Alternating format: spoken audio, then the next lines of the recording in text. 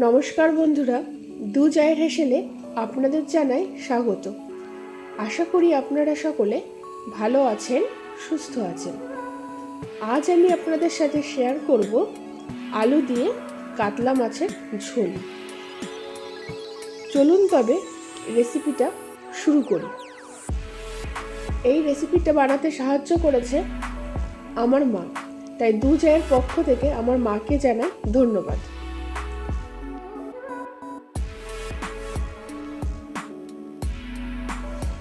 মাছগুলোতে ভালোভাবে লবণ হলুদ মাখিয়ে নেব। এখানে আপনারা কাতলা মাছের মাথাটাও দেখতে পাচ্ছেন। এটা আমি অন্য একটি রেসিপির জন্য একসাথে লবণ হলুদ মাখিয়ে রাখছি। চলুন তবে মাছগুলো আগে ভেজে নিই।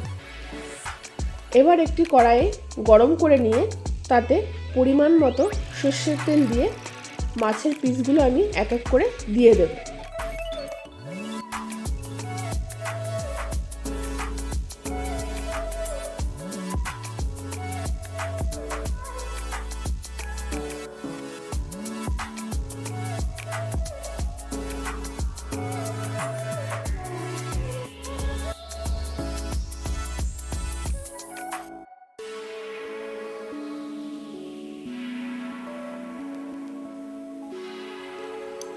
মাছগুলো আমি এপিট ওপিট করে ভেজে তুলে নেব। আর এদিকে মাছের ঝোলের জন্য আমি বেশ খানিকটা পেঁয়াজ কুচি করে রেখেছি। আর এই পেঁয়াজগুলো আমি মিক্সার গ্রাইন্ডারে একটু পেস্ট করে নেব। আর এর সাথে দিয়েছিলাম সামান্য পরিমাণে টমেটো কুচি, আর দিয়েছিলাম 2-4 কোয়া রসুন।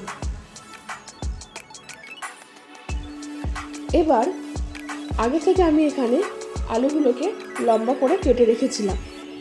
সেই টুকরো করে কেটে রাখা আলুগুলো ওই তেলের মধ্যে দিয়েই আমি ভেজে তুলে নেব। আলুগুলো ভাজা হয়ে গেলে নামিয়ে নেওয়ার পর ওই তেলের মধ্যে একটু জিরে ফোড়ন দিয়ে দেব।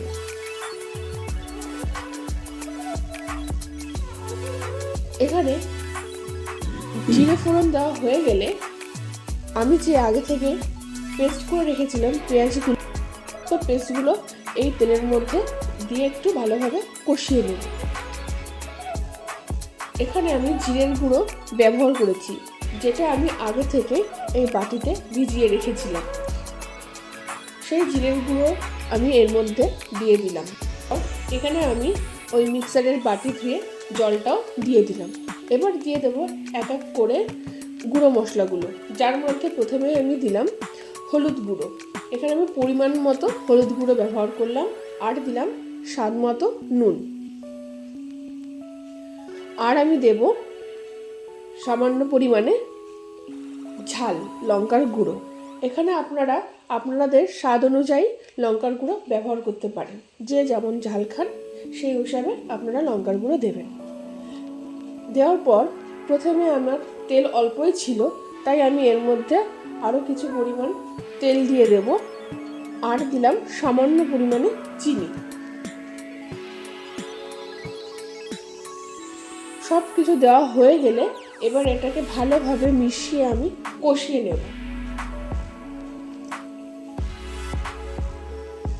মশলাগুলো ভালোভাবে কষিয়ে নিতে হবে। যখন মশলাগুলো থেকে তেল ছেড়ে আসবে তখন এই মশলার মধ্যে আমি আলুগুলোকে দিয়েও ভালোভাবে আরেকটু কষিয়ে নেব। দেখুন মশলা দিয়ে কি সুন্দরভাবে তেল ছেড়ে এসছে। এবার এর মধ্যে আমি ভেজে রাখা আলুর টুকরোগুলো দিয়ে আরও একবার ভালোভাবে কষিয়ে নিচ্ছি। আর মাছের ঝোলের জন্য আমি এখানে আগে থেকে গরম জল করে রেখেছিলাম। সব রান্নাতে একটু গরম জল ব্যবহার করলে তার স্বাদ কিন্তু খুব সুন্দর হয়। এখানে আগে থেকে গরম জল করে রেখেছিলাম, সেটাই এবার দিয়ে দিলাম।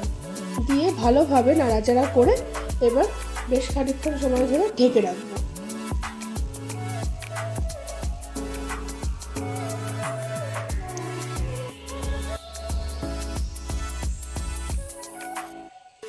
কিছুক্ষণ ঢেকে রাখার পর ঢাকনাটা তুলে ভেজে রাখা মাছের টুকরোগুলো আমি এই ঝোলের মধ্যে দিয়ে দেব।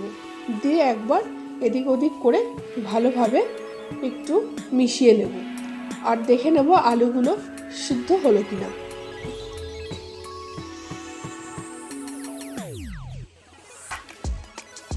আর আমি এখানে দিচ্ছি 4টে কাঁচা লঙ্কা চিড়ে। আপনারা এটা চাইলে না দিতেও পারেন, কোনো অসুবিধা নেই। ভালোভাবে ফুটে উঠলে আমাদের মাছের ঝোল রেডি হয়ে গেল। এই সহজ পদ্ধতিতে আপনারাও একবার বানিয়ে ফেলুন। আর রেসিপিটা আপনাদের কেমন লাগলো অবশ্যই কমেন্ট করে জানান। আর ভালো লাগলে লাইক এবং শেয়ার করে দেবেন।